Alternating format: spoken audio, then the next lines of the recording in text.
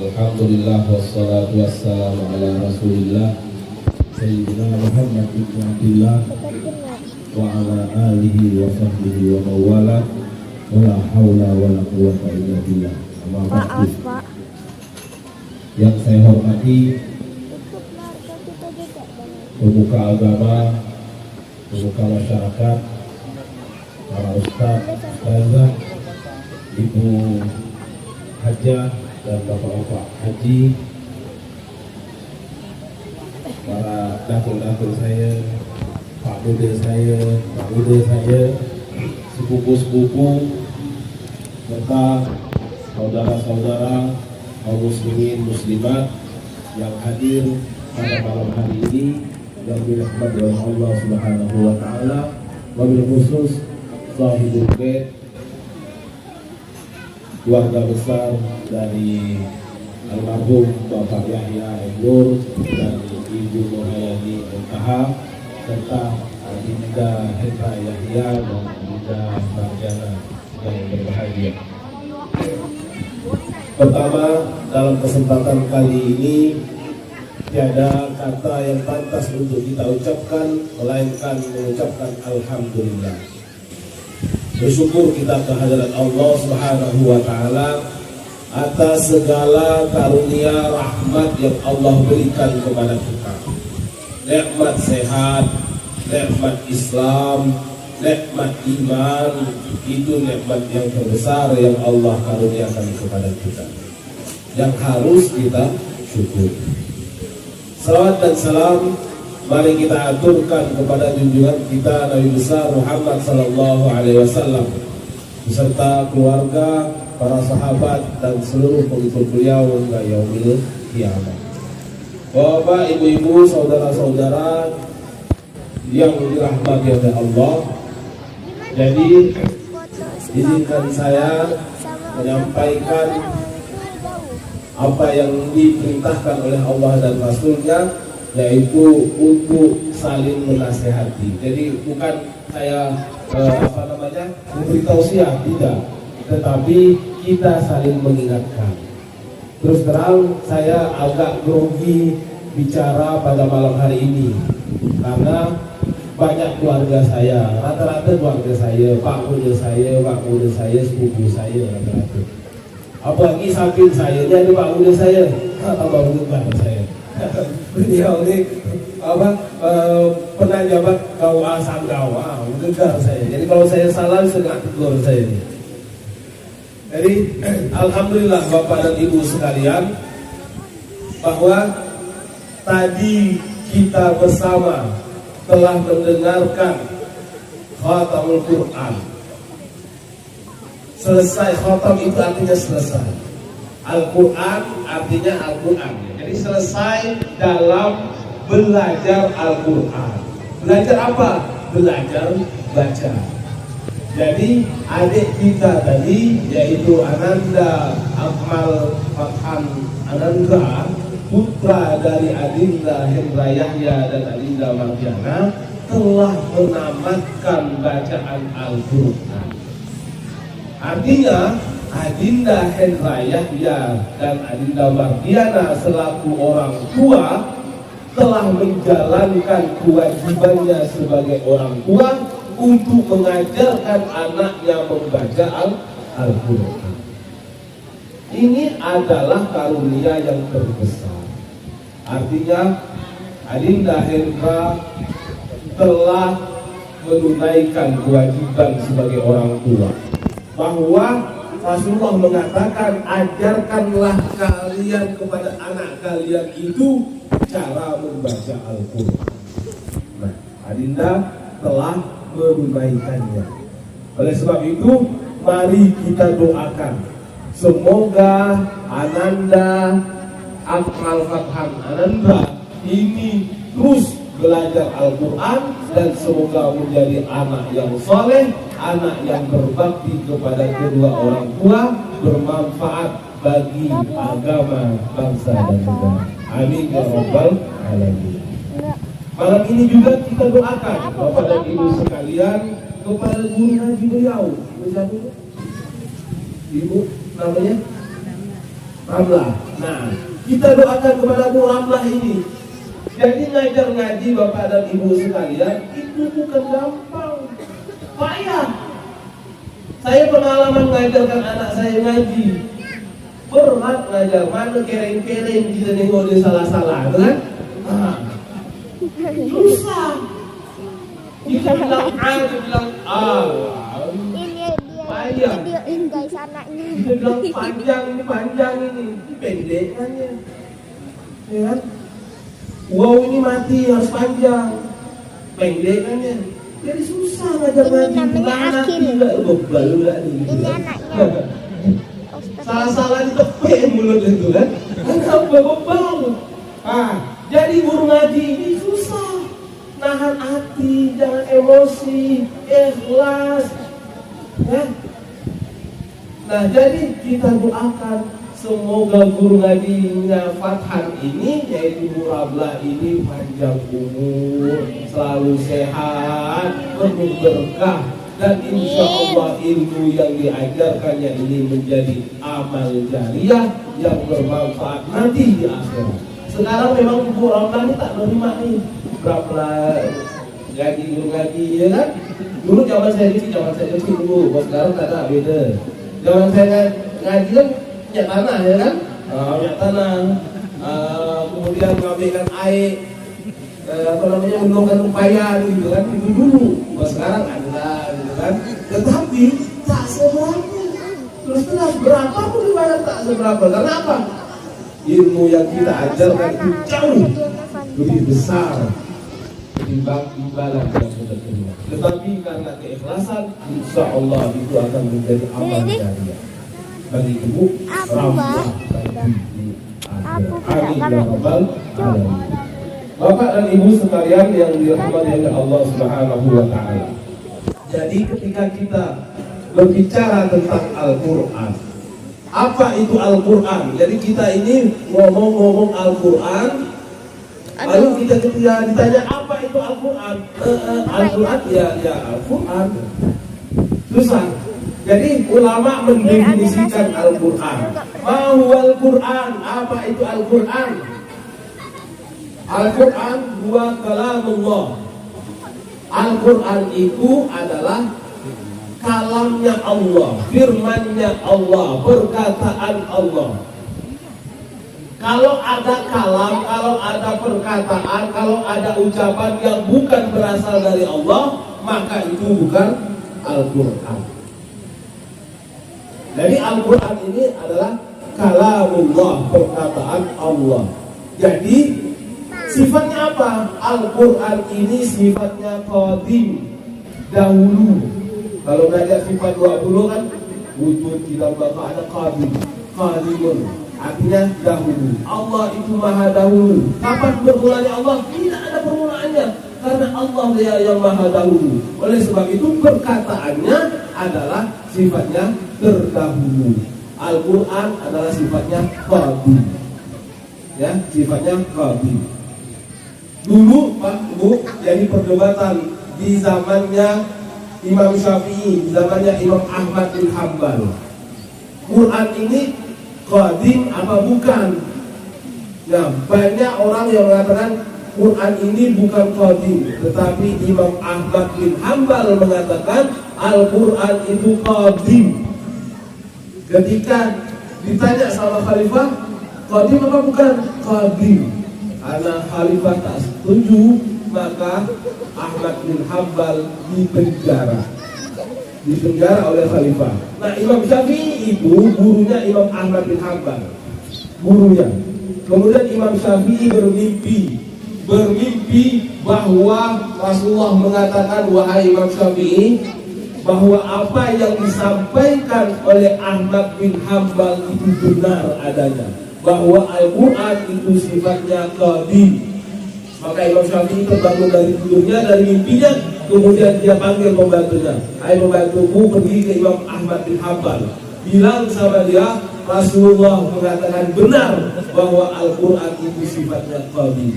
Maka sampailah pembantunya Imam Syafi'i kepada Ahmad bin Hanbal. Dia katakan, Rasulullah membenarkan pendapatmu bahwa Al-Quran itu sifatnya fadil. Karena gembira Ahmad bin Hanbal, maka jubahnya dikasihkan ke pembantunya. Dikasihkannya, dibuka, dia pakai jubah, dibukanya jubahnya, dikasihkan ke pembantunya. Lalu dibilangkan, ini hadiah untukmu. Pembantu itulah pulang ke Imam Syafi'i, wahai Imam Syafi'i, aku dikasih oleh Imam Ahmad bin Hanbal jubahku ini. Jubahku, karena Imam Ahmad bin Hanbal sangat gembira mendengar mimpimu ketemu Rasulullah bahwa pendapatnya benar tentang Al-Quran. Lalu Imam Syafi'i mengatakan, wahai pembantuku, engkau beruntung.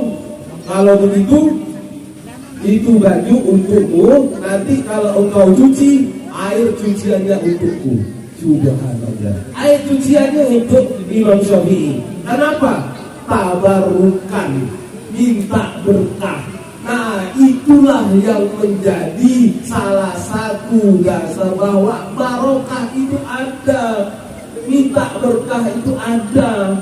Kalau ada orang sakit, kita minta air penawar, minta doa gitu kan, setelah doa, kemudian air itu diminumkan kepada yang sakit. Itu apa? Minta doa, minta berkah. Itu dilakukan oleh ulama-ulama salaf, bukan bid'ah, bukan. Ini yang dilakukan oleh ulama-ulama salafus saleh. Karena itu Al-Quran kalamullah. Kemudian apa kalamullah? Al-munazzal lan Nabi sallallahu alaihi wasallam. Kalamullah yang diturunkan kepada Nabi sallallahu alaihi wasallam, kepada Rasulullah sallallahu alaihi wasallam. Kalau ada yang turun kepada selain Nabi, maka bukan Al-Quran. Sekarang ini zaman aneh-aneh, banyak orang ngaku dapat wahyu, ya kan? Ahmad Musaddiq dapat wahyu. Wah, jadi Nabi bukan, tak bisa. Jadi Al-Quran itu kalamullah yang diturunkan kepada Nabi Muhammad. Kalau ada kalamullah yang turun kepada Nabi Musa, itu bukan Al-Quran, itu Taurat. Kalau ada kalamullah yang turun kepada Nabi Isa, bukan Al-Quran, namanya Injil. Jadi yang turun kepada Nabi Muhammad sallallahu alaihi wasallam. Kalamullah al-munazzal Nabi sallallahu alaihi wasallam biwasitati Aminul Jibril, dengan perantaraan malaikat Jibril. Jadi Al-Quran ini diturunkan kepada Nabi Muhammad melalui perantaraan malaikat Jibril. Kalau ada kalamullah yang turun kepada Nabi Muhammad tetapi tidak melalui malaikat Jibril, itu Al-Quran apa bukan? Bukan. Itu bukan Al-Quran. Tapi ada enggak? Ada. Ada. Itu disebut dengan hadis qudsi. Hadis qudsi. Jadi hadis qudsi itu Allah langsung menurunkan kepada Nabi Muhammad. Perkataannya dari Muhammad, intinya dari Allah, maknanya dari Allah, perkataannya dari Nabi Muhammad. Pertanyaan sekarang, mengapa harus melewati malaikat Jibril? Mengapa tidak langsung kepada Nabi Muhammad? Mengapa harus melewati malaikat Jibril? Ini menunjukkan bahwa Al-Quran kalamullah adalah sesuatu yang istimewa. Sesuatu yang istimewa. Sebagai contoh apa? Ini nanti besok nih orang kawinan diantar tidak? Bisa nggak orang yang mau menikah itu jalan seorang, datang seorang ke sini? Bisa? Bisa. Tetapi karena ini sesuatu yang istimewa, maka diiringi, diantar, diarak, ditar.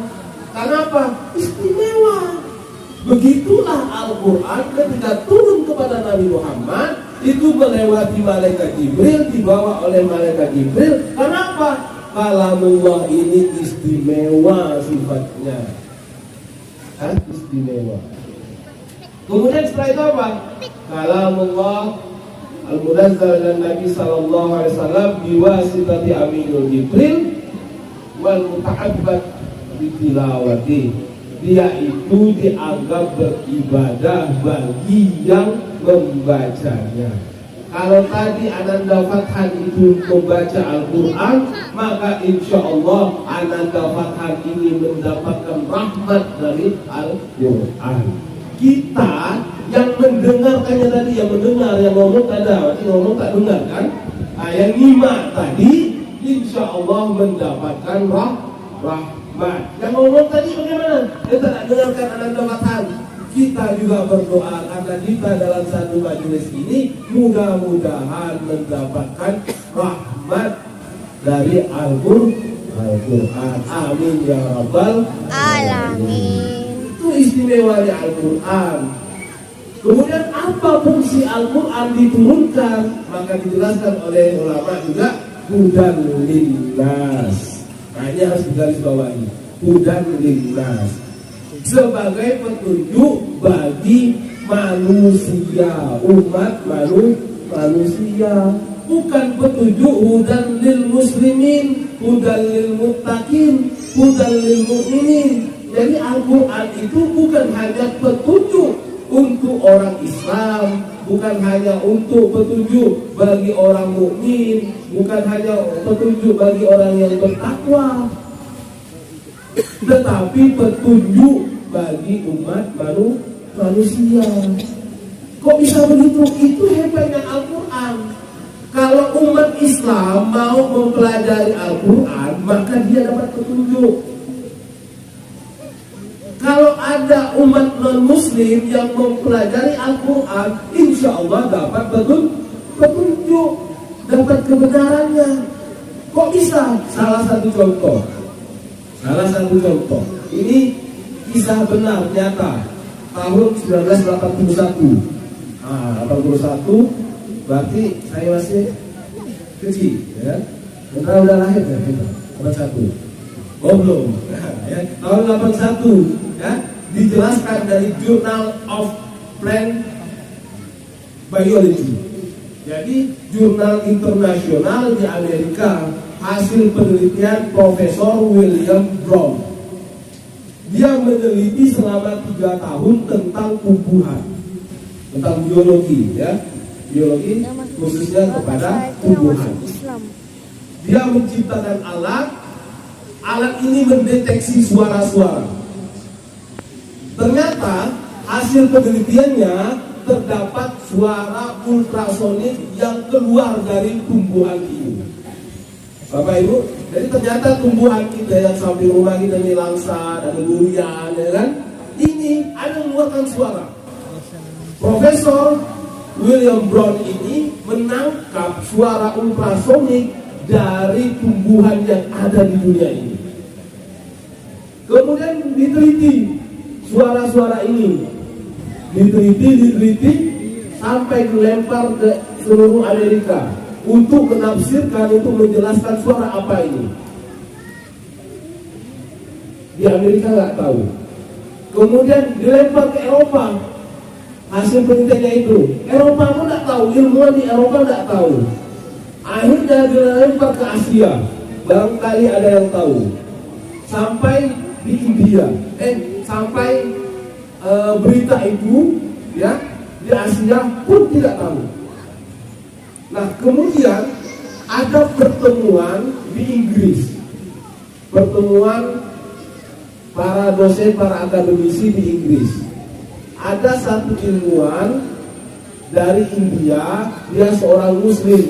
Ketika mendengar penjelasan dari Profesor William itu, dia katakan, coba putar rekamannya. Setelah putar, dia bilang, saya butuh waktu untuk mentransfer suara menjadi video. Suara menjadi video. Setelah itu proses, terciptalah videonya, muncul tulisan. Dari suara tadi, suara tumbuhan didengar, kemudian ditampilkan melalui video, muncul tulisan. Kata ilmuwan dari India itu tadi, saya seorang muslim dan saya sangat mengenal tulisan ini. Tulisan ini adalah Allah. Tulisan ini adalah Allah. Jadi Bapak dan Ibu, ternyata tumbuhan yang ada di dunia ini, yang ada di sekitar kita ini, mereka bertasbih kepada Allah, bertasbih dengan menyebut Allah. Ini bukan kata Luqman, ini hasil penelitian Profesor William Brown tahun 81. Ini sesuai dengan apa yang difirmankan oleh Allah dalam Al-Quran. Yusabbihu lahu ma fis samawati wa ma fil ardh. Bahwa apa yang ada di langit, apa yang ada di bumi, semuanya itu bertasbih kepada Allah Subhanahu wa ta'ala. Di dalam surah Al-Isra ayat 44 juga dijelaskan bahwa semuanya itu bertasbih, yusabbihu bihamdi, semuanya itu bertasbih memuji Allah, walakin la yafqahuna tasbihahum, tetapi semuanya itu tidak pernah mengerti apa yang mereka tasbihkan. Nah, Bapak dan Ibu sekalian, ternyata Al-Quran ini ilmiah, Al-Quran ini benar, Al-Quran ini sesuai dengan ilmu pengetahuan. Jadi jangan ragu untuk mempelajari Al-Quran. Jadi ayo adik-adik yang kecil belajar Al-Quran. Saya punya anak yang kecil, dan satu udah tamat Quran, satu belum. Ayo semua belajar Al-Quran. Kegiatan khatamul Quran seperti ini, ya, ini bagus. Ini harus dilestarikan. Kalau ada uangnya lah, ya kan?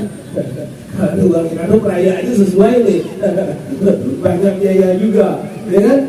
Ya? Kalau tidak mampu, besar kecil. Kalau tak mampu lagi, ya ceraknya segini, ya kan? Cerak ya. Cerak. Karena ini apa? Ini syiar. Ini syiar Islam. Ini mengajak, menyiarkan, mendakwahkan Islam. Gembira. Ini Adinda Hendra dan istrinya ini gembira. Karena apa? Anaknya telah bisa membaca Al-Quran. Anaknya telah mampu mengkhatamkan Al-Quran. Ini syukuran. Selain ini syiar Islam, ini syukuran. Bersyukur kepada Allah. Ini karunia yang luar biasa. Orang tamat SD, tamat SMP, tamat kuliah, itu tidak kita pestakan, undang orang makan-makan, apalagi menambahkan Al-Quran. Nah, ini syukuran. Ini tak ada hubungan, oh ini bina, tak boleh, tak ada diajarkan Nabi. Ini kalau semua tak boleh kan? Nah, ini bukan karena tak boleh. Dalam ilmu usul fikih, ini namanya huruf saleh, huruf yang dibenarkan. Huruf itu apa? Adat, istiadat, budaya yang boleh, budaya yang baik. Boleh tidak? Ada di dalam kaidah usul fikih dikatakan al-ada al-muhakkamah. Adat yang baik itu bisa menjadi landasan hukum untuk terus dilaksanakan. Kalau adat itu baik, kalau adat itu baik. Kalau adat tak baik, jangan dilakukan. Nah, adat yang baik sila dilakukan. Nah, khatamul Quran ini selain syiar, ini budaya. Saya jarang loh melihat ini di luar Pontianak. Saya di Jogja, saya di Jawa Timur, tempat istri saya, jarang orang ngadakan kayak gini. Nah ya, ini saya tidak tahu ini apakah adat orang Bugis, apakah ini adat orang Pontianak, apa adat orang Kalbar, saya kurang tahu. Tetapi memang saya tak menemukan ini gitu di luar. Kalaupun ada yang biasa-biasa saja gitu. Kalau kita ini meriah, yang hadir luar biasa, ganteng-ganteng, bawa apa kan, berias, karena apa? Senang gitu. Ibu-ibu pakai baju bagus, berias, bukan untuk nampilkan, ya kurang berani, bukan. Tapi ini menghormati bahwa ini Al-Quran dirayakan. Artinya apa? Gembira. Nah ini adat yang bagus, adat yang baik. Nah ini tidak apa-apa dilanjutkan, diteruskan, dibudayakan ya, dibudayakan. Saya kira untuk di kalangan para Baharuna ini masih ya, adat-adat yang baik seperti ini masih terus digalakkan. Nah semoga ini kita semua mendapatkan keberkahan dari Al-Quran. Amin ya Rabbal Alamin. Dan akhirnya mari kita mendoakan ya, semoga acara pada malam hari ini mendapatkan keberkahan dari Allah Subhanahu wa taala. Semoga Ananda Fathan ini mendapatkan ilmu yang barokah, dan semoga apa yang menjadi hajat oleh keluarga besar almarhum Amanda Yahya Nur dan Bibinda Ibu Nur Hayani MTH ini lancar semua. Besok itu lancar semua sampai pada akhirnya tidak ada yang mendapatkan musibah, dan semuanya sehat walafiat. Amin amin ya rabbal alamin. Walaupun saya kira itu saja yang dapat saya sampaikan pada malam hari ini. Lebih dan kurangnya saya mohon maaf. Wabillahi taufiq wal hidayah. Wassalamualaikum warahmatullahi wabarakatuh. Waalaikumsalam warahmatullahi wabarakatuh. Allah. Bapak Ibu hadirin para undangan, liputan majelis yang saya hormati.